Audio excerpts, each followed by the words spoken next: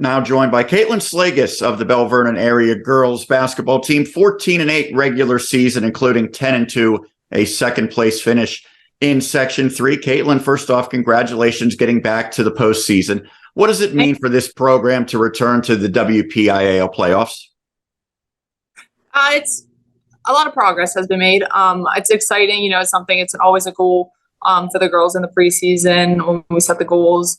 So it's kind of become, I want to say, the standard here, because we have been there so often. Now, we haven't really won much when we got there, so I think that's the new goal. But it's exciting.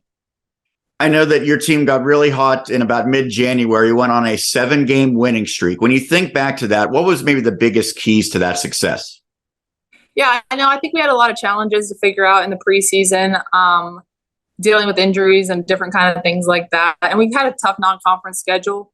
So just sticking together and really going on that run was just a lot about trusting each other, trusting one another out there, and trusting the process. I know maybe back in your day, you were a dominant player who put up pretty prolific numbers. This year's team, it seems like you have multiple different girls who can step up. When I see the box scores, there's 3 or 4 different names that seemingly are interchangeable. What stands out about the balance of this year's team? Yeah, no, that's been a huge part for us, is that any one night we don't know who's going to be the leading scorer or anything like that, which is really nice because we don't have to rely on one player. Jenna could get hot one night, Presley could go to any 5 of them. So that's been a really comforting spot as a coach, definitely.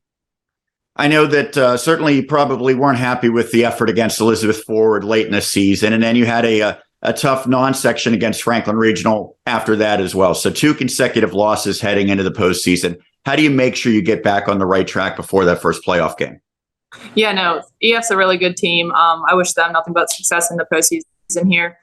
They are tough, but it's really just about regrouping. We had a tough loss from EF earlier in the season that we bounced back from, then getting Sarah and South Park those next 2 days. So just got to stick together. We know it's a long season. So, just sticking together here right now. We know it's tough, but got to bounce back. And hopefully we have a good scrimmage here coming up and we'll be ready for the postseason. Speaking of being ready for the postseason, you made it last year, but you lost in the first round. What did the players who were part of that team maybe learn and can apply this year? Yeah, they know it's a different beast. Postseason play, you're surviving, you're playing to stay alive at this point. So, you're going to get the best of what everyone's got. It was a tough game at Quaker Valley last year. So I think the girls are eager to get back to it, and having that home seed this year is going to be huge for us.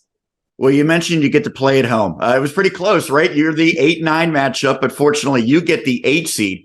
Maybe several years ago it wouldn't have made much of a difference, but now the home court advantage. How much do you think that does benefit your team? Yeah, no, our girls, we think, really play a lot better at home. And you just get the comfort of home court, home field advantage, and fans home. So it's definitely one perk to have now that they do the playoffs this way. So I'm really excited about it. Yeah, we thought we were going to be coming up on that 8-9 game, so we were really pulling to get that 8 seed there. Greensburg-Salem is your opponent, and the Golden Lions have the same overall record. Now, they were a 4th place team in their section. You obviously 2nd place. When you look at them, and I know you haven't been able to dive deep yet, but what stands out about the Golden Lions? They're a big team. They have a really solid big inside. We have exchanged some film with them throughout the season, so we've gotten to watch them as we were watching some of the opponents they were playing, because they were common opponents for us. They're going to be a solid team. They're going to work really hard. But they're well coached, and it should be a good game. Yeah, Rick Klimchuk, a longtime head coach for them. And the good news for us here at Westmoreland County and the Westmoreland Sports Network, one of our teams will be moving on in that matchup, certainly. I know that it has to be pretty special for you back at your alma mater guiding this program, not too far removed from your playing days. What does it mean to you to gear up for an environment at home and a big-time atmosphere like the playoffs? Yeah, it's really exciting. It's bittersweet. I always kind of joke about like my playing career, and now coaching has come full circle, starting here and now being able to coach the girls here. It's an awesome experience, but it's exciting. I never got to win a playoff game nor have it at home, so I think it'll be a really, really exciting environment, and I'm really happy these girls get a chance to do that, experience that. Final question for you, Kaitlyn. What will be key to have success, not just against Greensburg-Salem, but if you're able to move on throughout the playoffs as well? I think just sticking together and giving everything we got each game, knowing that it's survive and advance at this point. So we can't get caught up on the bad runs that other teams might have against us. It's just about sticking together and keeping our focus on what we got to do and doing everything we got to make it happen.